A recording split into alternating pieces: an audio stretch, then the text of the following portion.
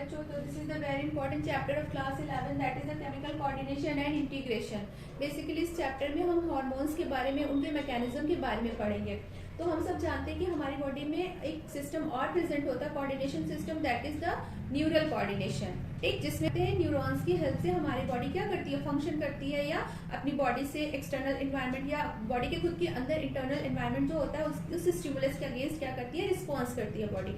But हमारे cell में हर जगह जो होते हैं नर्व सेल्स या न्यूरॉन्स प्रेजेंट नहीं होते हैं। तो उन सेल्स को प्रॉपर फंक्शन कराने के लिए क्या होता है, कुछ केमिकल्स रिलीज होते हैं बॉडी से, ठीक, जो क्या करते हैं, उन सेल्स को प्रॉपर फंक्शन करने में हेल्प करते हैं। तो उन्हीं केमिकल्स के बारे में इस चैप्टर में पढ़ेंगे। तो केमिकल्स बेसिकली क्या होते हैं, हार्मोन्स होते हैं। तो इस चैप्टर में ग्लैंड्स के बारे में हम डिटेल में पढ़ेंगे। जो कॉन्सेप्ट था इंटीग्रल रेगुलेशन का वो दिया था क्लॉड बर्नार्ड ने। बेसिकली क्लॉड बर्नार्ड का ये मानना था कि जो हमारा ब्लड होता है बॉडी में एक इंटरनल एनवायरनमेंट सेट करता है, जिसकी वजह से क्या होता है, बॉडी के जितने भी सेल्स होते हैं वो एक प्रॉपर वे में क्या कर सकते हैं, फंक्शन करते हैं। ठीक, इनको क्या कहते हैं, फादर ऑफ मॉडर्न फिजियोलॉजी भी कहा जाता है, father of modern physiology. Claude Bernard को फादर ऑफ मॉडर्न फिजियोलॉजी भी कहते हैं। तो चलो फर्स्ट हम देखेंगे कि कौन कौन सी वो ग्लैंड्स हैं, ठीक है, या किस टाइप की ग्लैंड्स होती हैं, ठीक, जहां से ये केमिकल्स क्या होते हैं, रिलीज होते हैं या इनका सीक्रेशन होता है बॉडी में। तो तीन टाइप की बॉडी में ग्लैंड्स पाई जाती हैं। First one is the exocrine gland, जिनको हम डक्ट ग्लैंड्स भी कहते हैं। Second one is the endocrine gland, जिनको हम डक्टलेस ग्लैंड भी कहते हैं या ट्यूबलेस ग्लैंड भी कहते हैं। इनको ट्यूब्यूल्स ग्लैंड या डक्ट ग्लैंड कहेंगे एक्सोक्राइन को। एंडोक्राइन ग्लैंड को डक्टलेस ग्लैंड या ट्यूबलेस ग्लैंड भी कहेंगे। थर्ड है आपकी मिक्स ग्लैंड, जिसको हम हेटेरोक्राइन ग्लैंड भी कहते हैं। ठीक, तो एक्सोक्राइन बेसिकली क्या होता है, जो भी अपना सीक्रेशन करती हैं, ठीक है, वो किसके थ्रू करेंगे, डक्ट के थ्रू करेंगे या ट्यूब के थ्रू करेंगी। तो अगर हम इनके एग्जाम्पल्स की बात करें तो जैसे आपका सलाइवरी ग्लैंड हो गया, स्वेट ग्लैंड हो गया, है ना, ये सारे, और गैस्ट्रिक ग्लैंड्स हो गए जो गैस्ट्रिक जूस उसका सीक्रेशन करते हैं। तो ये सारे आपके ग्लैंड्स होते हैं एक्सोक्राइन ग्लैंड, क्योंकि इनका सीक्रेशन किसी ट्यूब के थ्रू हो रहा है या किसी डक्ट के थ्रू हो रहा है टारगेट ऑर्गन तक। नेक्स्ट है आपका endocrine gland. Endocrine gland basically नाम से डक्टलेस ग्लैंड या ट्यूबलेस ग्लैंड, यानी कि ये अपना सीक्रेशन किसी भी ट्यूब में या डक्ट में नहीं करती हैं। ये डायरेक्ट किसमें करेंगी, ब्लड स्ट्रीम में अपना सीक्रेशन क्या करेंगी, पोर कर देंगी, ठीक, या ट्रांसफर कर देंगी, और वहां से क्या होगा, ये टारगेट ब्लड सर्कुलेशन के थ्रू ये टारगेट ऑर्गन तक पहुंच जाता है, जिस सेल को या जिस ऑर्गन को क्या करना है, फंक्शन करना है। थर्ड है आपका, इनके एग्जांपल्स में आएगा जैसे आपका पिट्यूटरी ग्लैंड हो गया, थायराइड ग्लैंड हो गया, पैराथायराइड ग्लैंड हो गया, एड्रिनल ग्लैंड हो गया, ठीक, ये सारे ग्लैंड्स आपके कैसे हैं, एंडोक्राइन ग्लैंड। तो ये सारा सीक्रेशन जो भी सीक्रेट करते हैं वो कहाँ करेंगे, डायरेक्ट ब्लड स्ट्रीम में करेंगे। ठीक, ये बेसिकली जितना एंडोक्राइन ग्लैंड्स होते हैं ये हार्मोन्स का सीक्रेशन ही करते हैं। Next one is the mix gland. Mix gland में क्या होगा, एंडोक्राइन ग्लैंड्स की प्रॉपर्टी होंगी as well as exocrine gland की प्रॉपर्टी होंगी, यानी कि दोनों ही ग्लैंड्स के जैसा ये फंक्शन करेगा। यानी कि कुछ सीक्रेशन क्या होगा, आपका डक्ट के थ्रू होगा, कुछ सीक्रेशन इसका कैसे होगा, विदाउट डक्ट होगा। ठीक है, तो इसका एग्जाम्पल जैसे कि पैनक्रियाज। ठीक, तो चलो अब वो बेसिकली हार्मोन्स के बारे में पढ़ेंगे हम। तो हार्मोन्स पढ़ने से पहले थोड़ा सा उसका ब्रीफ हिस्ट्री चलिए देख लेते हैं। तो जो टर्म या वर्ड है हार्मोन, वो सबसे पहले दिया था स्टार्लिंग ने 1905 में। ठीक, तो बेलिस एंड स्टार्लिंग दो साइंटिस्ट थे, इनकी एक्चुअली कम्युनिटी थी या एक सोसाइटी थी। ठीक, और वो ये दोनों लोग बेसिकली जो था वो एंडोक्राइन सिस्टम पे रिसर्च कर रहे थे, उस पर काम कर रहे थे। तो उसी रिसर्च के टाइम पे क्या हुआ, इनको इन्होंने फर्स्ट हार्मोन की डिस्कवरी की। तो जो फर्स्ट हार्मोन था वो था सीक्रेटिन। तो और वो डिस्कवर हुआ था इंटेस्टाइनल म्यूकोसा से। इंटेस्टाइनल म्यूकोसा मतलब कि अगर हम इंटेस्टाइन को ट्रांसफर्स कट करके देखेंगे तो उसमें हमें डिफरेंट टाइप की लेयर्स प्रेजेंट होती है, जैसे सेरोसा हो गया, म्यूकोसा हो गया। तो वो जो म्यूकोसा वाली लेयर थी वो क्या कर रही थी, कुछ म्यूकस का सीक्रेशन करती थी। ठीक, तो उसी म्यूकस में क्या हुआ, इनको फर्स्ट हार्मोन डिस्कवर हुआ। ठीक, उसका नाम क्या दिया इन्होंने, सेक्रेटिन दिया। एक्चुअली जो डिस्कवरी हुई थी वो हुई थी 1903 में, और इसका नाम दिया गया था कि ये हार्मोन है 1905 में। ठीक, तो दोस्त बच्चों, तो चलो क्लासिफिकेशन ऑफ हार्मोन्स फटाफट देख लेते हैं। तो जो हार्मोन्स होते हैं दो क्लास में क्लासिफाई किए गए हैं। First one on the basis of position of target cells, और सेकंड है आपका on the basis of chemical nature, कि वो किस केमिकल से मिलकर के कौन सा हार्मोन बना है और टारगेट सेल तक हार्मोन्स कैसे पहुंच रहे हैं। ठीक है, तो ये दो डिफरेंशिएशन कर दिए गए हार्मोन्स की, या क्लासिफिकेशन कर दिए गए हैं।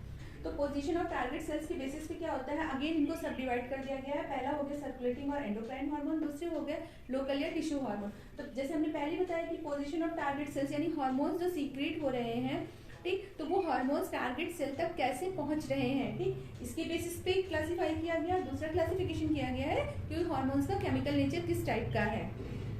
तो पहला है इसमें पोजीशन वाले में पहला आपका पॉइंट है सब डिवीजन, अगेन इसका कर दिया गया है। तो पहला सब डिवीजन है सर्कुलेटिंग और एंडोक्राइन हार्मोन, और दूसरा है लोकल और टिश्यू हार्मोन। तो अगर सर्कुलेटिंग या एंडोक्राइन हार्मोन की बात करें तो ये हार्मोन्स ऐसे हार्मोन्स होते हैं जो क्या होता है डायरेक्टली ब्लड स्ट्रीम में पोर्ट कर दिए जाते हैं या सीक्रेट कर दिए जाते हैं, और ब्लड स्ट्रीम के थ्रू क्या होता है बॉडी में जिस टारगेट ऑर्गन तक पहुंचना है वहां तक ये पहुंच जाते हैं, ठीक। नेक्स्ट है आपका लोकल या टिश्यू हार्मोन। तो ये क्या होता है बेसिकली इस टाइप के हार्मोन्स क्या होते हैं टिश्यू फ्लूइड में ही क्या कर दिए जाते हैं सीक्रेट कर दिए जाते हैं इंस्टेड ऑफ कह सकते हो ब्लड स्ट्रीम। तो लोकल और टिश्यू हार्मोन्स अगेन दो डिवीजन में डिवाइड कर दिए, paracrine hormone and autocrine hormone. तो जो पैराक्राइन हार्मोन होते हैं बेसिकली क्या होता है जो जिस सेल से ये रिलीज हो रहे हैं हार्मोन्स, ठीक है, तो वो उसी के पास वाली सेल पर ही क्या करते हैं अपना इफेक्ट डालते हैं। यानी कि टारगेट जो सेल होती है वो पैराक्राइन हार्मोन जहाँ से रिलीज हो रहा है जिस सेल से उसी सेल के पास में ही टारगेट सेल्स प्रेजेंट होती है। ऑटोक्राइन सेल हार्मोन्स किस टाइप के हार्मोन्स होंगे? ऑटोक्राइन हार्मोन्स ऐसे हार्मोन्स होते हैं जिस सेल से रिलीज हो रहे हैं उसी सेल को ये इफेक्ट करते हैं, यानी कि वही इनकी रिलीज ऑफ साइट है एंड वही टारगेट ऑफ साइट है, दोनों सेम है। सपोज ये एंडोक्राइन कोई सेल है जो क्या रिलीज कर रही है हार्मोन्स को रिलीज कर रही है, देखिए। अच्छा यहाँ पे हम जैसे ये कंफ्यूज मत होना कि एंडोक्राइन ग्लैंड रिलीज करती है, ये सेल कहाँ से आ गए। तो हम सब जानते हैं कि हमारे बॉडी के पार्ट की सबसे स्मॉलेस्ट यूनिट सेल होती है, तो ग्लैंड भी किससे मिलकर के बने हैं सेल से मिलकर के बने हैं। तो उस ग्लैंड्स में जो सेल्स प्रेजेंट होते हैं वही तो सीक्रेशन करते हैं ना, तो इसीलिए यहाँ पे दिया है सेल। एक तो एंडोक्राइन सेल बेसिकली क्या कर रहा है, ये देखो हार्मोन्स को रिलीज कर रहा है, और ये किसमें ये एक ब्लड वेसल है, ब्लड वेसल में जाकर के ये क्या हो रहा है ट्रांसफर हो रहे हैं।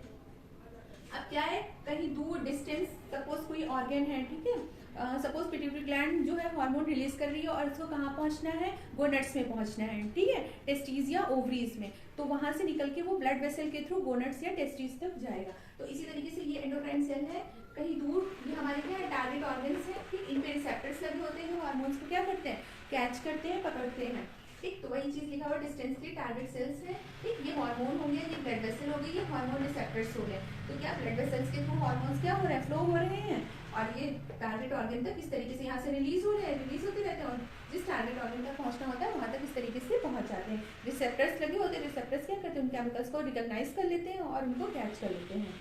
सपोज ये कोई एंडोक्राइन सेल है, ठीक, ये हार्मोन रिलीज कर रही है, पास में ही कोई लोकलाइज्ड ऑर्गन प्रेजेंट है या लोकलाइज्ड सेल प्रेजेंट है जिसको ये हार्मोन चाहिए होता है, तो इस पे भी क्या है इसकी सेल पर भी क्या प्रेजेंट है रिसेप्टर्स प्रेजेंट है, ठीक है, लोकल टिश्यू पे।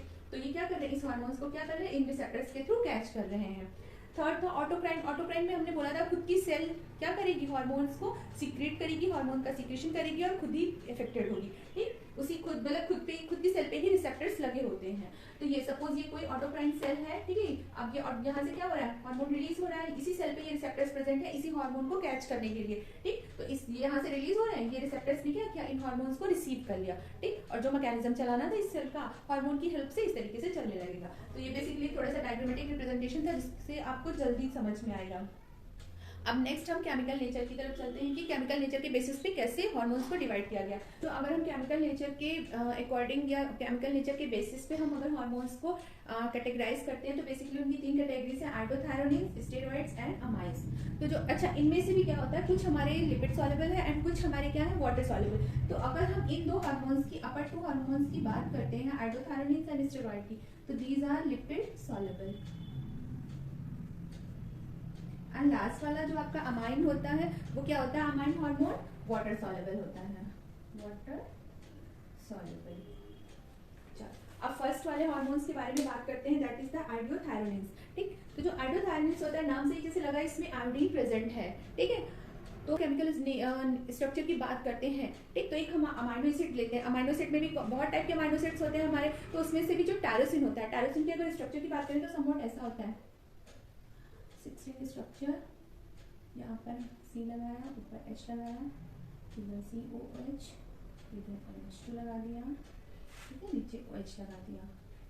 अब ये हमारा एक मॉलिक्यूल है अमाइनो एसिड है और अमाइनो एसिड का कौन सा फॉर्म है टायरोसिन, ठीक, टायरोसिन है। अब इस हम अमाइनो एसिड की क्या कर देंगे आयोडीनेशन कर देंगे, यानी कि आयोडीन के मॉलिक्यूल्स इसमें हम ऐड कर देंगे, ठीक है। तो यहाँ पर और यहाँ पर बेसिकली क्या करेंगे आयोडीन के मॉलिक्यूल्स को हमने क्या कर दिया ऐड कर दिया, यानी कि इस टायरोसिन की आयोडीनेशन कर दी। अब इस तरीके के जब दो मॉलिक्यूल्स, ठीक है, जब टायरोसिन की इस तरीके के दो मॉलिक्यूल्स आयोडीनाइज होकर के क्या होंगे, कंबाइंड होंगे, तब हमारा क्या बनता है, आयोडोथायरोनिन हार्मोन बनता है। यानी एक मॉलिक्यूल से नहीं बनेगा ये, ठीक है, इस तरीके के दो मॉलिक्यूल्स यहाँ पर क्या होंगे, ऐड हो जाएंगे, जुड़ेंगे जब, तब हमारा हार्मोन बनता है आयोडोथायरोनिन, जो कि कैसा है, लिपिड सॉल्युबल है। ठीक, नेक्स्ट है हमारा स्टेरॉइड हार्मोन। तो अगर हम स्टेरॉइड हार्मोन की बात करें तो बेसिकली जितने भी स्टेरॉइड्स होते हैं, all the steroids are made up of cholesterol. ठीक, हमारी बॉडी में कोलेस्ट्रॉल होता है और उस कोलेस्ट्रॉल के बहुत सारे मॉडिफिकेशन से डिफरेंट डिफरेंट टाइप के क्या बनते हैं, हमारे स्टेरॉइड्स बनते हैं। यानी जितने भी स्टेरॉइड्स हैं सारे कहाँ से डिराइव्ड होते हैं, आपके कोलेस्ट्रॉल से डिराइव्ड होते हैं। ठीक, अब जैसे हम और ये रिलीज का जितने सेक्स हार्मोन्स होते हैं, ठीक, चाहे वो प्रोजेस्टेरॉन हो, एस्ट्रोजन हो, ठीक है, टेस्टोस्टेरोन हो, ये सारे हार्मोन्स जो होते हैं वो क्या होते हैं, हमारे स्टेरॉइड्स होते हैं। ठीक, चलो अगर हम स्टेरॉइड के केमिकल नेचर की बात करें तो बेसिकली जो कोलेस्ट्रॉल का बेसिक स्ट्रक्चर होता है, ठीक है, कोलेस्ट्रॉल का बेसिक स्ट्रक्चर क्या हो गया, यहाँ इधर बनाते हैं, चलो 6 रिंग स्ट्रक्चर, दो यहाँ पे लगे होते हैं, ठीक है, ऊपर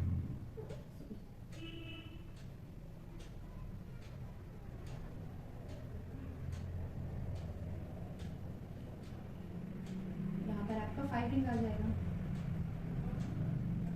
तो 1 2 3 3 जो होंगे वो 6 रिंग स्ट्रक्चर बेंजीन होगा और यहाँ पर क्या होगा, एक 5 रिंग स्ट्रक्चर होगा। ठीक है, यहाँ पर बेसिकली क्या होता है, एक हाइड्रोक्सिल ग्रुप भी ऐड होता है और फिर इसके बाद भी और होता है। बेसिक अगर हम कोलेस्ट्रॉल के स्ट्रक्चर की बात करें तो बेसिक स्ट्रक्चर हमारा ये होता है। ठीक है, और यहाँ पर फिर CH2 CH3 अगेन CH2, तो इस तरीके से आपका जुड़ता जाता है, चेन बनती जाती है। तो लेकिन बेसिक अगर हम स्ट्रक्चर की बात करें तो कोलेस्ट्रॉल का बेसिक स्ट्रक्चर ये है। इसी के मॉडिफिकेशन से, ठीक है, बहुत सारे मॉडिफिकेशन इसमें होते रहते हैं, मॉलिक्यूल्स आकर के जुड़ते रहते हैं, तो उससे क्या बनता है, यहाँ पर स्टेरॉइड्स बनते हैं, डिफरेंट डिफरेंट टाइप के स्टेरॉइड्स हार्मोन बनते हैं हमारे। ठीक, यानी अगर इनकी हम प्रिकर्सर की बात करें, ठीक है, स्टेरॉइड का प्रिकर्सर कौन हो गया, ठीक, तो कोलेस्ट्रॉल हो गया। नेक्स्ट एंड लास्ट वन आपका है अमाइंस। ठीक, तो जो अमाइंस होते हैं, जो अमाइनो एसिड होते हैं, अमाइनो एसिड में क्या होता है, जो कार्बोक्सिलिक ग्रुप है, ठीक है, ये वाला ग्रुप, ये अमाइनो एसिड था। अमाइनो एसिड में हमने क्या किया था, आयोडीन को ऐड कर दिया था, यानी आयोडीनेशन कर दी थी, तो हमारा क्या बन गया था, आयोडोथायरोनिन बन गया था। ठीक, तो अगर हम यहाँ पर एक अमाइनो एसिड ग्रुप लेते हैं, उसकी हम क्या करा दें, डीकार्बोक्सिलेशन करा दें, यानी कि ये वाला ग्रुप हम रिमूव कर दें, तो क्या बन जाते हैं, हमारे अमाइंस बन जाते हैं। तो इसका तो बहुत सिंपल सा स्ट्रक्चर है, चलो बना लो, देखो स्ट्रक्चर,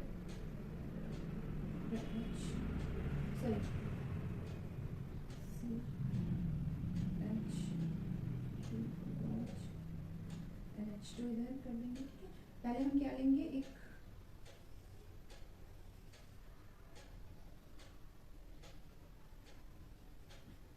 तो ये क्या है, एक अमाइनो एसिड है। ठीक, इस अमाइनो एसिड से हम क्या करेंगे, ये कार्बोक्सिलिक ग्रुप जो लगा हुआ है COOH, इसको क्या कर देंगे, रिमूव कर देंगे। ठीक, इसका डीकार्बोक्सिलेशन कर देंगे, तो क्या बन जाएगा, अमाइंस हमारे बन जाएंगे। ठीक, तो हमारा अमाइंस अगर हम बोले, जैसे हमारा डोपामाइन, ठीक है, जिसको कैटेकोलामाइंस भी कहते हैं, तो डोपामाइन हमारा क्या हो गया, अमाइंस का डेरिवेटिव है। ठीक, इसके साथ जो आपकी बॉडी में मेलाटोनिन होता है, ठीक, सेरोटोनिन होता है। ये तो चलो अब एंडोक्राइन सिस्टम के बारे में पढ़ते हैं। एंडोक्राइन सिस्टम बेसिकली क्या, बॉडी का एक मैसेंजर सिस्टम होता है जो क्या करता है, हार्मोन्स को रिलीज करता है। ग्लैंड्स प्रेजेंट होते हैं इस एंडोक्राइन सिस्टम में और क्या, वो हार्मोन्स को रिलीज करते हैं और ये हार्मोन्स क्या डिफरेंट डिफरेंट सेल्स तक पहुंचते हैं और उन सेल्स को प्रॉपर वे में फंक्शन करने का कह सकते हो मैसेज देते हैं। अब ये जो हार्मोन्स होते हैं, डिफरेंट डिफरेंट हमारी ग्लैंड्स प्रेजेंट होती है, उन डिफरेंट डिफरेंट ग्लैंड से डिफरेंट डिफरेंट टाइप के हार्मोन्स, एक पर्टिकुलर मतलब कह सकते हो वो ग्लैंड से पर्टिकुलर हार्मोन रिलीज होता है। ठीक, तो वो ग्लैंड्स क्या है, इनमें से भी अच्छा कुछ हमारी प्राइमरी ग्लैंड, मेजर ग्लैंड या मेन ग्लैंड्स कह सकते हो। ठीक है, और कुछ ग्लैंड्स कैसी है, वो एसेसरी ग्लैंड्स, एसेसरी तो नहीं, हाँ सेकेंडरी ग्लैंड्स कह सकते हैं। ठीक है, वो सेकेंडरी ग्लैंड्स होती हैं। तो जो मेजर ग्लैंड है, प्राइमरी ग्लैंड है बॉडी की, वो कौन कौन सी है, ठीक, पहले उनके बारे में देख लेते हैं। तो पीनियल बॉडी या पीनियल ग्लैंड, हमारी 3 जो ग्लैंड्स होती हैं वो ब्रेन में प्रेजेंट होती हैं। ठीक, पीनियल, हाइपोथैलेमस एंड पिट्यूटरी, ये कहाँ प्रेजेंट है, ब्रेन में प्रेजेंट है। अभी बस इनकी पोजीशनिंग देख लेते हैं, उसके बाद डिटेल में अभी एक ग्लैंड के बारे में, उसके हार्मोन के बारे में बाद में पढ़ेंगे। तो सिर्फ अभी बॉडी में वो कहाँ प्रेजेंट है, कौन सा पर्टिकुलर ग्लैंड कहाँ पे बॉडी में प्रेजेंट है, उसकी पोजीशनिंग के बारे में पढ़ेंगे। ठीक है, तो पीनियल ग्लैंड, देन आपका यहाँ पे पिट्यूटरी ग्लैंड, फिर उसके बाद में क्या है, ये बाइलोब स्ट्रक्चर जैसा क्या है, पीनियल ग्लैंड, फिर उसके बाद हाइपोथैलेमस ग्लैंड, फिर पिट्यूटरी ग्लैंड। ठीक, नेक्स्ट है आपका नेक वाले पोर्शन में, आज ये ब्रेन में प्रेजेंट होंगे। फिर नेक वाले पोर्शन में 2 ग्लैंड प्रेजेंट होती हैं आपकी, thyroid gland and parathyroid gland. जो इस तरीके का स्ट्रक्चर आपको समवॉट दिख रहा है, ठीक, ये है आपका थायराइड ग्लैंड और ये लोब्स में डिवाइडेड होता है, वो तो बाद में भी पढ़ाएंगे। यहाँ पर ये 4 ऐसे डॉटेड स्ट्रक्चर्स दिख रहे हैं ग्रीन कलर के, जो वो है पैराथायराइड ग्लैंड, यानी कि this is the thyroid gland and this is the parathyroid gland, ठीक। अब नेक्स्ट, अच्छा ये ग्रीन वाला जो पोर्शन है ऊपर, वो आपका लैरिंग्स है, वॉइस बॉक्स है, और नीचे आपका दिख रहा है ये विंड पाइप, ट्रैकिया, ठीक, ये ट्रैकिया हो गया। जो आपका ये होता है थायराइड ग्लैंड, ये वेंट्रोलैटरल होता है, ठीक है, ट्रैकिया के वेंट्रोलैटरल इसकी पोजीशनिंग होती है।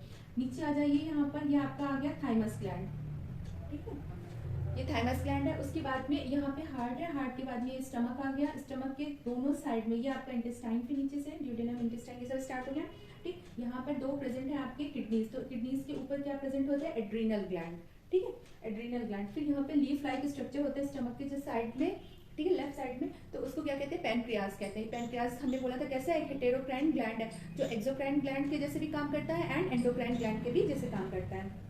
नेक्स्ट है आपका ओवरीज, अगर फीमेल है तो ओवरी प्रेजेंट होगी जहाँ पर एग्स बनते हैं, ओवम बनते हैं, ठीक है, और अगर मेल है तो उसमें टेस्टिस प्रेजेंट होगी जहाँ पर क्या बनता है, स्पर्म्स बनते हैं, सेमिनिफेरस ट्यूब्यूल्स में स्पर्म बनते हैं ना, और उन्हीं सेमिनिफेरस ट्यूब्यूल्स में क्या प्रेजेंट होते हैं, हमारे लीडिंग सेल्स प्रेजेंट होते हैं जो टेस्टोस्टेरोन हार्मोन्स का सीक्रेशन करते हैं। ओवरीज में क्या होता है, प्रोजेस्टेरोन का सीक्रेशन होता है ना, तो ओवरीज में भी कुछ ओवरीज से भी कुछ क्या है, हार्मोन्स का सीक्रेशन होता है, ठीक है, जैसे ग्राफिन फॉलिकल क्या करता है, प्रोजेस्टेरोन का सीक्रेशन करता है कि नहीं। तो अब इनमें से भी कुछ ग्लैंड्स हमारी क्या है, मेन ग्लैंड है, मेजर ग्लैंड है, ठीक है, और कुछ ग्लैंड्स हमारी सेकेंडरी ग्लैंड्स हैं, ठीक। तो मेजर ग्लैंड्स जो बॉडी की हैं वो कौन कौन सी हैं, 7, ठीक है, जिनमें से फर्स्ट है पीनियल बॉडी, सेकंड है हाइपोथैलेमस, थर्ड है पिट्यूटरी ग्लैंड, फोर्थ है थायराइड ग्लैंड, देन फिफ्थ है पैराथायराइड ग्लैंड, 6 है आपकी थाइमस ग्लैंड एंड 7 हो गई आपकी एड्रिनल ग्लैंड। तो liver, kidney, heart, even bones, ठीक, तो ये भी कुछ ना कुछ हार्मोन्स का सीक्रेशन करते हैं, ठीक, तो इनको हम सेकेंडरी जो है ग्लैंड्स कहते हैं ये। तो चलिए अब हर एक ग्लैंड के बारे में डिटेल से पढ़ेंगे। तो फर्स्ट वन है, ओके, तो this is the structure of hypothalamus, ठीक, जो ऊपर का अपर ब्रॉड पार्ट थोड़ा सा ऐसा दिख रहा है, ठीक, दिस इज द हाइपोथैलेमस, ये स्टॉक से कनेक्टेड है, और नीचे क्या है, पिट्यूटरी ग्लैंड है ये, ठीक, 2 लोब्स में डिवाइडेड है, anterior pituitary and posterior pituitary.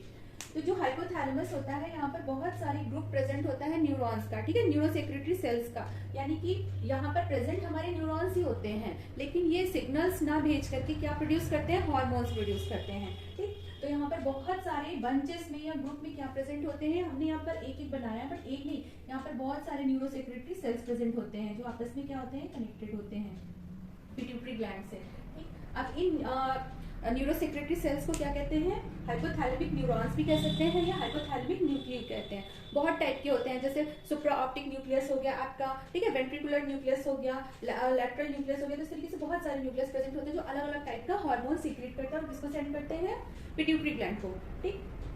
अब जो एंटीरियर पार्ट होता है पिट्यूटरी का, बेसिकली वहाँ पर प्रेजेंट होता है पोर्टल सर्कुलेशन, ठीक। पोर्टल सर्कुलेशन एक ऐसा सर्कुलेशन होता है जिसमें जो डीऑक्सीजनेटेड ब्लड होता है वो डायरेक्ट हार्ट में न जाकर के पहले किसी दूसरे ऑर्गन को जाता है, फिर उस ऑर्गन के थ्रू क्या होता है, हार्ट में पहुंचता है। सपोज ये कोई ऑर्गन है, ठीक, अब यहाँ से डीऑक्सीजनेटेड ब्लड हार्ट में ना पहुंच करके पहले किसी और ऑर्गन में जाएगा, सेकंड ऑर्गन में जाएगा, ये फर्स्ट ऑर्गन है, ये सेकंड ऑर्गन है, ठीक है। अब वहां से क्या होगा, ये जाएगा हार्ट में, तो इसको कहते हैं पोर्टल सर्कुलेशन या portal system.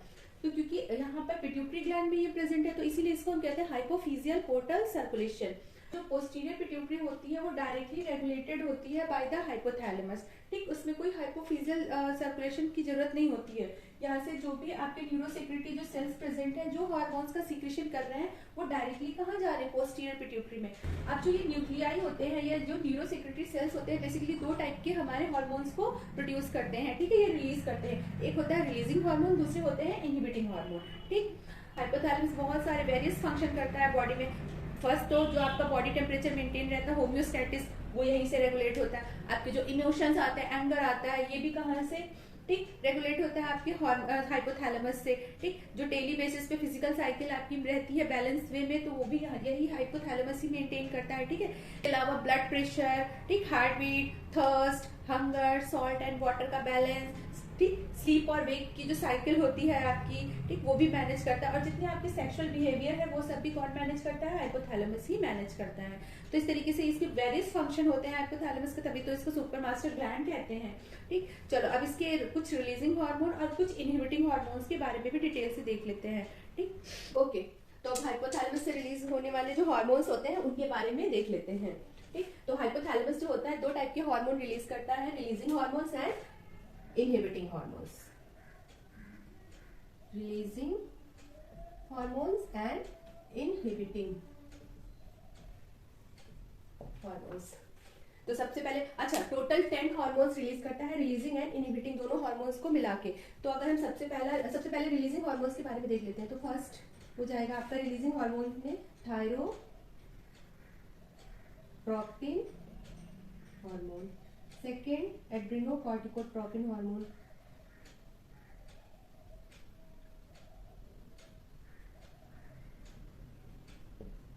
Third luteinizing hormones,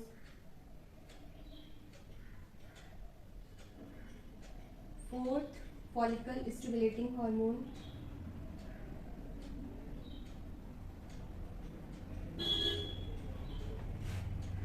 fifth growth hormone, very important hormone, growth hormone, six आपका prolactin releasing hormone, prolactin releasing hormone. ठीक, सेवेंथ आपका मेलानोसाइट स्टिमुलेटिंग हार्मोन, यहाँ लिखते हैं मेलानोसाइट स्टिमुलेटिंग हार्मोन। अच्छा, अगर इनके शॉर्ट फॉर्म की बात करें, इनको शॉर्ट फॉर्म में कैसे, तो थायरोट्रोपिन को लिखेंगे TRH, थायरोट्रोपिन हार्मोन हो गया। एड्रेनोकॉर्टिकोट्रोपिन को अगर शॉर्ट फॉर्म में लिखेंगे तो इसका होता है ACTHRH। Adrenocorticotropic hormone, luteinizing hormone LHRH, यानी रिलीजिंग हार्मोन है ना, तो RH का मतलब रिलीजिंग हार्मोन। यहाँ पर हो गया एड्रेनोकॉर्टिकोट्रोपिक हार्मोन, और रिलीजिंग हार्मोन है तो RH releasing hormone, luteinizing hormone L for luteinising, H for hormone, and this is the releasing hormone, तो यहाँ पे RH लिख दिया। फॉलिकुलर स्टिमुलेटिंग हार्मोन, तो यहाँ पे FSH RH, स्टिमुलेटिंग है तो RH लिख दिया। ओके, ग्रोथ हार्मोन, तो ग्रोथ हार्मोन को लिखेंगे अच्छा ग्रोथ का इसका दूसरा नाम होता है, सेकेंड ग्रोथ हार्मोन, तो यहाँ ग्रोथ हार्मोन तो GH, RH रिलीजिंग हार्मोन है। प्रोलैक्टिन रिलीजिंग हार्मोन, तो यहाँ पे लिख देंगे P for prolactin and RH for releasing hormone. ठीक है, मेलानोसाइट स्टिमुलेटिंग हार्मोन, तो मेलानोसाइट स्टिमुलेटिंग हार्मोन है तो इसको क्या लिख देंगे MSH और RH लिख देंगे, MSH melanocyte stimulating hormone, RH stimulating hormone है तो RH। तो these are the releasing hormone. Total कितने हार्मोन्स हो गए? 7 हार्मोन्स आपके कितने होते हैं? टोटल 7 हार्मोन्स हो गए आपके, that are the releasing hormones.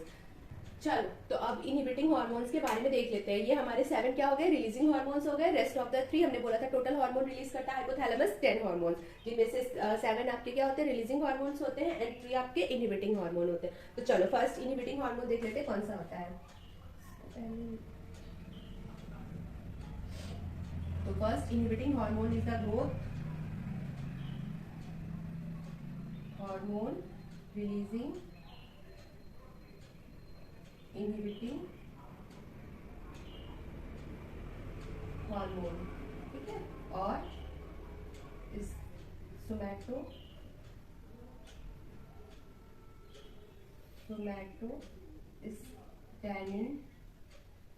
Hormone, इसका शॉर्ट फॉर्म क्या भी बताते हैं। सेकंड आपका हो गया प्रोलैक्टिन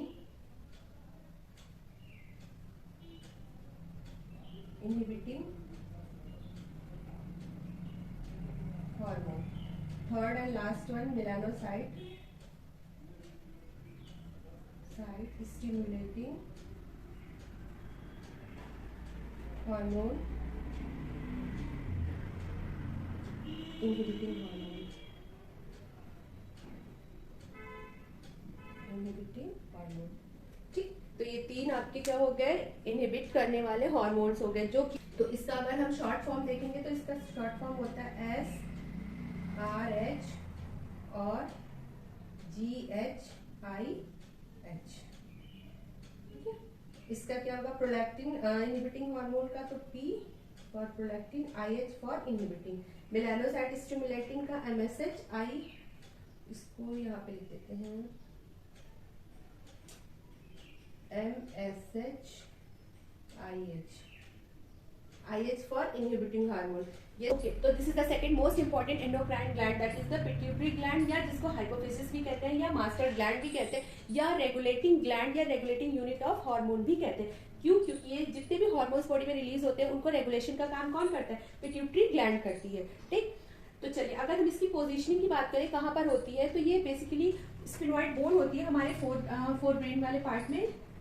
स्फेनॉइड बोन होती है, इस स्फेनॉइड बोन के कैविटी को, ठीक है, सेला टर्सिका कहते हैं या हाइपोफिजियल फोसा कहते हैं। ठीक, तो वहां पर क्या होती है, ये छोटी सी ग्लैंड जो होती है प्रेजेंट होती है। पिट्यूटरी ग्लैंड जो होती है ह्यूमन बॉडी की smallest and most protected gland होती है, जो पिंक कलर की होती है। ठीक है, और इसका डायमीटर अबाउट 1 to 1.5 सेंटीमीटर होता है। कहाँ पर होती है, स्फेनॉइड बोन जो होती है उसकी कैविटी में प्रेजेंट होती है, और उस कैविटी को क्या कहते हैं, उस कैविटी को कहते हैं हाइपोफिजियल फोसा या सेला टर्सिका कहते हैं। ठीक है, चलो नेक्स्ट। अब हम सब जानते हैं कि जो पिट्यूटरी ग्लैंड होती है उसमें 2 लोब्स होते हैं, anterior lobes and posterior lobe, और ये दोनों ही लोब या पूरी पिट्यूटरी ग्लैंड जो होती है वो इनफंडिबुलम की हेल्प से हाइपोथैलेमस से कनेक्टेड होती है। ठीक, अब हाइपोथैलेमस में हम सब जानते हैं कि बहुत सारे न्यूरोसेक्रेटरी सेल्स प्रेजेंट होते हैं जो हार्मोन्स को बनाते हैं। ठीक, तो अगर हम एंटीरियर साइड वाले बात करें, ठीक, जो एंटीरियर साइड में हार्मोन्स रिलीज होते हैं तो वहाँ प्रेजेंट होता है पैरावेंट्रिकुलर न्यूक्लियस। ये जो सारे न्यूरोसेक्रेटरी सेल्स होते हैं वो बंच में या ग्रुप में प्रेजेंट होते हैं। ठीक, तो इसमें बहुत सारे पैरावेंट्रिकुलर न्यूक्लियस में बहुत सारे न्यूरोसेक्रेटरी सेल्स प्रेजेंट होंगे जो हार्मोन्स का प्रोडक्शन कर रहे हैं।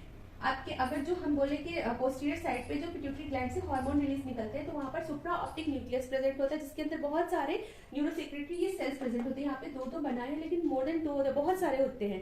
ठीक, तो वो भी हार्मोन्स का प्रोडक्शन यहाँ पर करते हैं। अगर हम बात करते हैं पिट्यूटरी ग्लैंड के स्ट्रक्चर के बारे में, तो मॉर्फोलॉजिकली जो होता है पिट्यूटरी ग्लैंड 3 पार्ट्स में डिवाइड है और फंक्शनली 2 पार्ट्स में डिवाइड है। ठीक, मॉर्फोलॉजी के अकॉर्डिंग अगर पिट्यूटरी ग्लैंड को डिवाइड करेंगे तो इसके 3 पार्ट होंगे, pars dorsalis, pars intermedia and last pars nervosa. Okay, अगर हम फंक्शनली इसको डिवाइड करेंगे तो फंक्शनली ये 2 पार्ट में डिवाइडेड होती है, जो कि है adeno hypophysis and neuro hypophysis. ठीक, ये देखिए हाइपोफिजियल आपका सिस्टम प्रेजेंट है। ठीक, वहां से अब क्या होता है, जो ब्लड आता है, जो हार्मोन्स होते हैं ब्लड के थ्रू कहाँ आते हैं, हाइपोफिजियल वेन के थ्रू आपके साइनोसॉइड में आ जाते हैं, एंटीरियर पिट्यूटरी के। साइनोसॉइड जो होता है ब्लड वेसल का एक कॉर्ड लाइक स्ट्रक्चर होता है, एपिथेलियल टिश्यूज का बना होता है ये, और इसी साइनोसॉइड के थ्रू क्या होते हैं, हार्मोन्स ब्लड के साथ में बॉडी में सर्कुलेट कर दिए जाते हैं या सीक्रेट कर दिए जाते हैं।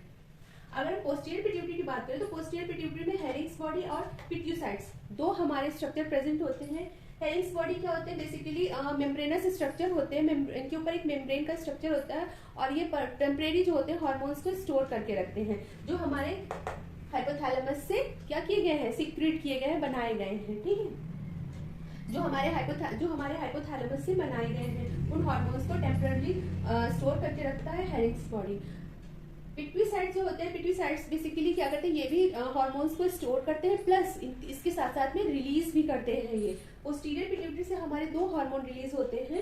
ठीक, एडीएच एंटी डाययूरेटिक हार्मोन है जिसको वैसोप्रेसिन भी कहते हैं, और सेकंड हमारा ऑक्सीटोसिन हार्मोन। 2 हार्मोन्स हमारे रिलीज होते हैं पोस्टीरियर पिट्यूटरी से, and most of the hormones हमारे कहाँ से रिलीज हो रहे हैं, एंटीरियर पिट्यूटरी से। ठीक, तो बात करें पार्स डोर्सालिस की, तो पार्स डोर्सालिस जो एंटीरियर लोब होता है इसको पार्स डोर्सालिस कहते हैं, और यहाँ पर एक क्लेफ्ट जैसा बनाता है बीच में। ठीक है, यहाँ पर एक क्लेफ्ट जैसा बनता है जिसको हम कहते हैं पार्स इंटरमीडिया।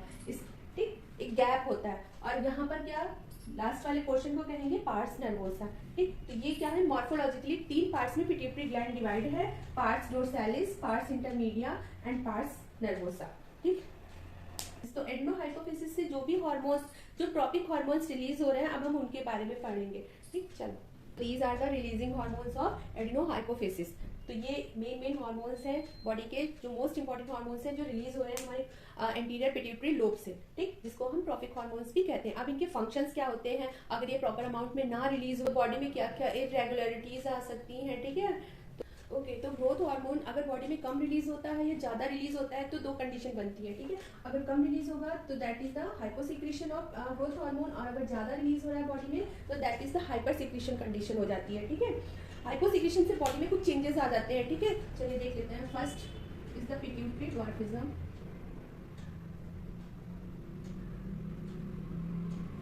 सेकंड निजेट्स, third Simmon disease, Simmons disease.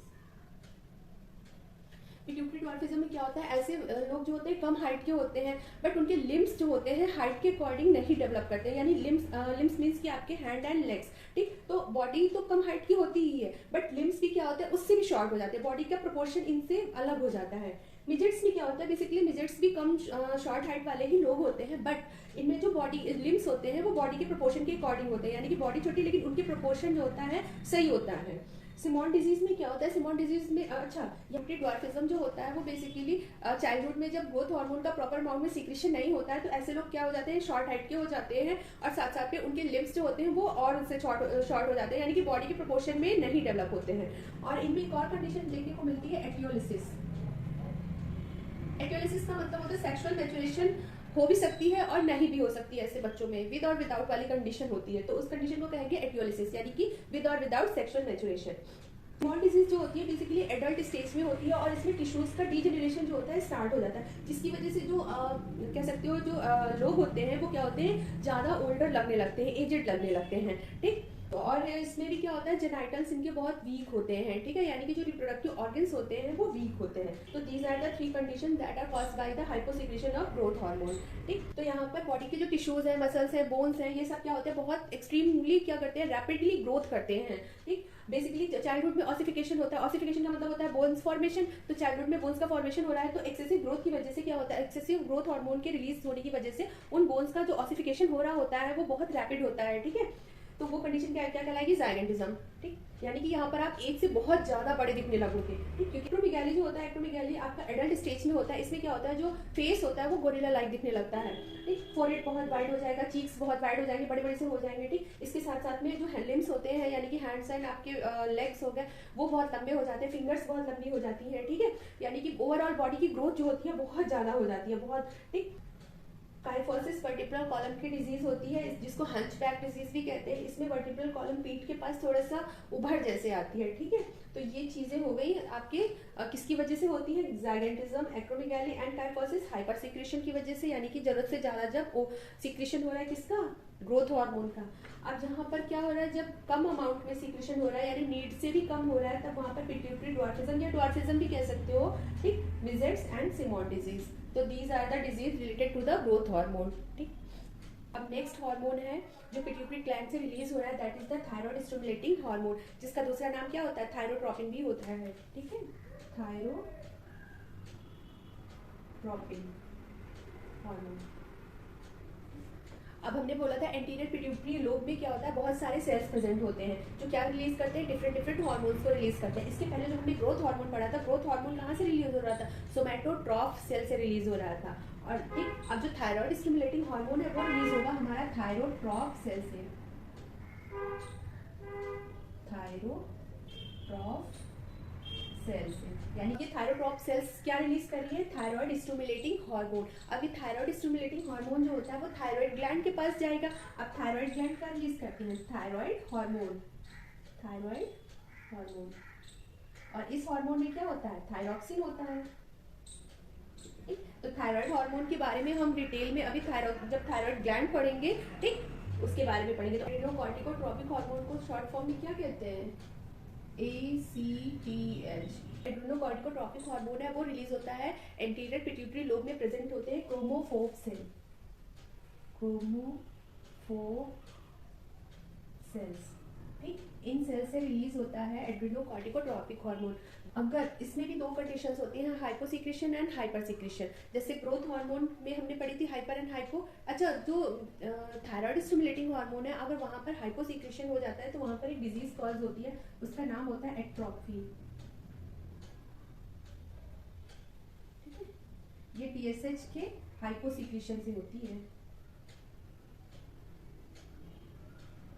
अगर थायराइड स्टिमुलेटिंग हार्मोन कम रिलीज हो रहा है तो एक डिजीज कॉज होती है, उसका नाम होता है एट्रोफी। जो क्या करती है, जो बेसिकली जिसकी वजह से क्या होता है, जो थायराइड ग्लैंड होता है उसको डैमेज हो जाता है। ठीक, तो ये तो थायराइड ग्लैंड की बात हो गई, थायराइड स्टिमुलेटिंग हार्मोन की बात हो गई। यहाँ पर हम एड्रेनोकॉर्टिकोट्रॉपिक की बात करेंगे तो यहाँ पर भी क्या होते हैं, दो हमारी कंडीशंस होते हैं, एक होते हैं हाइपो सिक्रेशन और एक होगा हाइपर सिक्रेशन।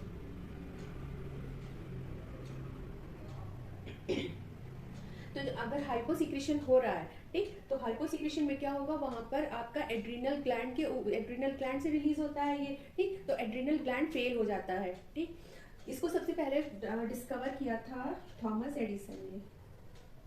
थॉमस एडिसन, इनकी इस डिस्कवरी की वजह से इनको फादर ऑफ एंडोक्राइनोलॉजी भी कहते हैं। ठीक है, जहाँ पर क्या होता है, एड्रेनोकॉर्टिकोट्रॉपिक हार्मोन अगर कम रिलीज हो रहा है, ठीक, तो वहाँ पर क्या हो जाएगा, एडिसन्स डिजीज हो जाती है, जहाँ पर एड्रिनल ग्लैंड जो होता है वो फेल हो जाता है। ठीक है, एड्रिनल आपके फेल हो जाते हैं। अगर हाइपर सिक्रेशन हो रहा है एड्रेनोकॉर्टिकोट्रॉपिक हार्मोन का, तो वहाँ पर एक डिजीज होती है जिसको कहते हैं कुशिंग्स डिजीज।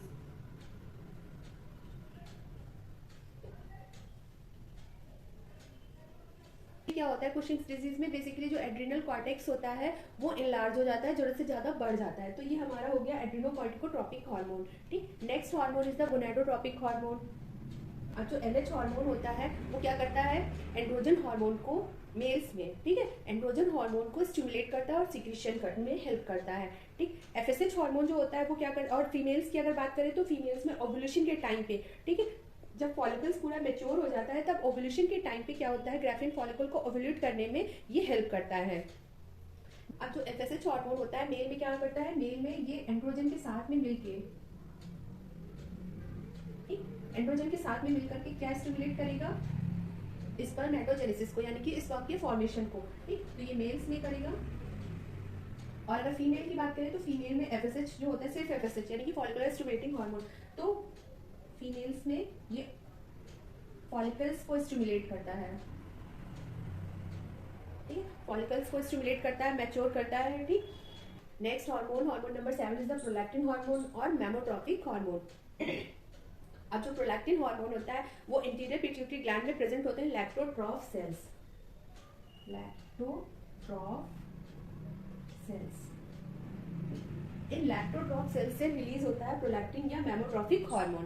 ठीक, बेसिकली इसका काम क्या होता है, ये रेगुलेट होता है, हाँ, प्रोलैक्टिन इनहिबिटिंग हार्मोन से रेगुलेट होता है। प्रोलैक्टिन हार्मोन होता है, प्रोलैक्टिन हार्मोन जो मेमोरी ग्लैंड्स होती हैं उनके डेवलपमेंट में, मिल्क के प्रोडक्शन में, ठीक है, आफ्टर चाइल्ड बर्थ मिल्क का जो प्रोडक्शन होता है वो प्रोलैक्टिन हार्मोन्स के थ्रू ही होता है। ठीक है, इसको मैटरनल हार्मोन भी कहते हैं, मैटरनल हार्मोन। और इसको ये याद रखना कि एक प्रोलैक्टिन तभी रिलीज होगा जब प्रोलैक्टिन इनहिबिटिंग हार्मोन हाइपोथैलेमस में रिलीज होगा। ठीक है, मेलानोसाइट स्टिमुलेटिंग हार्मोन होता है, बेसिकली ये पिट्यूटरी ग्लैंड के 3 पार्ट्स बताए थे। ठीक है, कौन कौन से थे, pars dorsalis, pars intermedia and pars ट्यूबरैलिस।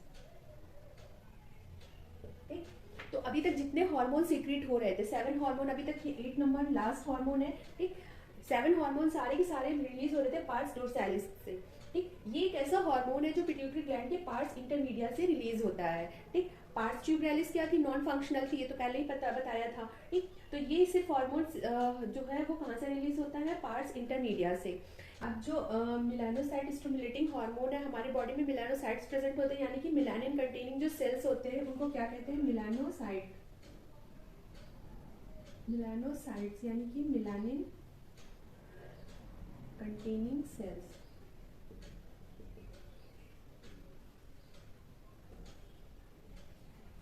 In sales को रेगुलेट करता है। जो बॉडी में पिगमेंटेशन आता है, जो बॉडी का जो कलर होता है, वो इन सेल्स के थ्रू क्या होता है, रेगुलेट होता है। इसके अलावा जो मेलानोसाइट स्टिमुलेटिंग हार्मोन होता है, वो जो बॉडी पे रैशेज आते हैं, बॉडी पे कह सकते हो मोल्स जो निकलते हैं, तो इन्हीं से इंड्यूस होकर के निकलते हैं, ठीक है। यानी कि मेलानोसाइट स्टिमुलेटिंग हार्मोन जब मेलानोसाइट सेल्स को मेलानिन को प्रोड्यूस करेगा, ठीक, यानी कि मेलानोसाइट स्टिमुलेटिंग हार्मोन कहाँ जाएगा, मेलानोसाइट्स पे जाएगा, तब उसको इंड्यूस करेगा, तो क्या होंगे, बॉडी पे रैशेज एंड जो मोल्स होते हैं वो आते हैं, ठीक। पोस्टीरियर पिट्यूटरी ग्लैंड या न्यूरो हाइपोफिसिस से दो हमारे हार्मोन रिलीज होते हैं ओनली, जिनको हम कहते हैं एडीएच या वैसोप्रेसिन,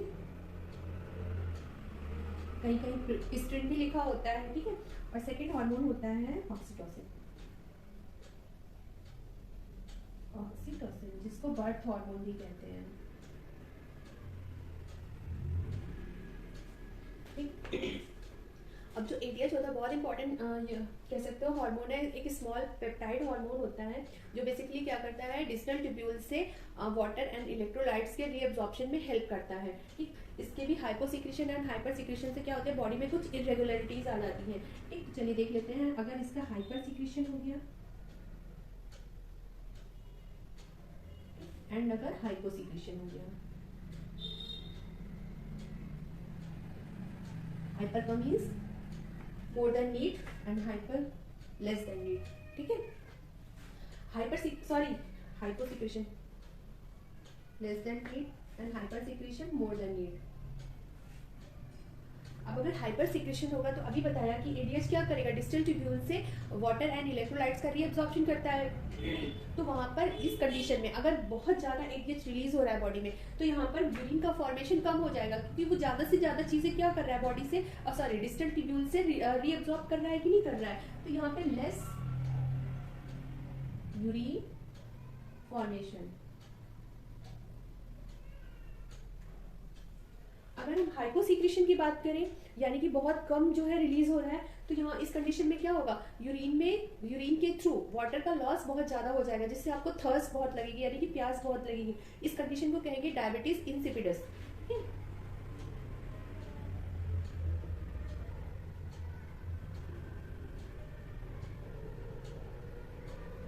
तो इस कंडीशन में क्या हो जाएगा, डायबिटीज इंसिपिडस में जो वाटर है, वाटर का लॉस बहुत ज्यादा होने लगेगा, ठीक है, थ्रू यूरिन के थ्रू वाटर और इलेक्ट्रोलाइट्स आपके ज्यादा बॉडी से बाहर निकलने लगेंगे, जिसकी वजह से आपको प्यास भी बहुत लगेगी, ठीक। तो ये हाइपर एंड हाइपोसिक्रेशन की वजह से हो जाएगा, किसकी, एडीएच हार्मोन की।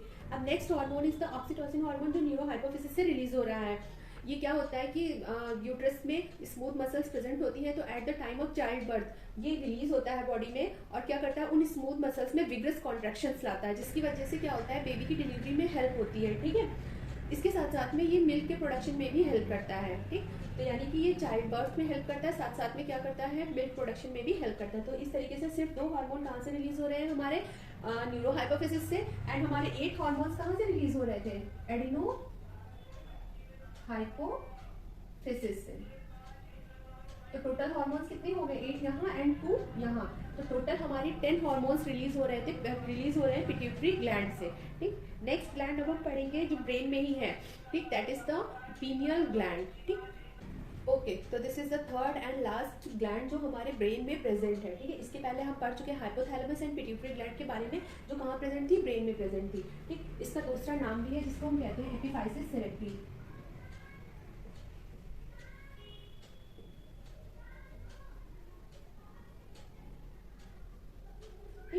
Epiphysis cerebri. अब देखिए, अगर हम इसकी पोजीशन की बात करें तो ये कहाँ प्रेजेंट होता है, ये प्रेजेंट होता है, अगर पोजीशन की बात करेंगे तो ये प्रेजेंट है हमारे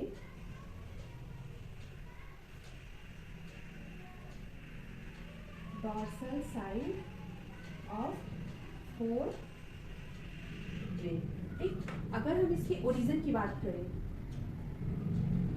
एम्ब्रियोनिक स्टेज में कौन सी जर्म लेयर से इसका फॉर्मेशन हुआ था, तो एक्टोडर्म से हुआ था। 3 होती है layer, ectoderm, endoderm and mesoderm, तो एक्टोडर्म से पीनियल ग्लैंड का फॉर्मेशन हुआ था, ठीक। स्ट्रक्चर की बात करें तो ये रेडिश ब्राउन कलर की स्टॉक शेप, ठीक है, थोड़ा सा रिजेम्बलेंस जैसे पाइन कोन होता है, ठीक है, इस टाइप से, इस तरीके से होती है। पीनियल ग्लैंड में 2 टाइप के सेल्स प्रेजेंट हैं, पहले हैं आपके सपोर्टिंग सेल्स एंड दूसरे हैं आपके पीनियल सेल्स।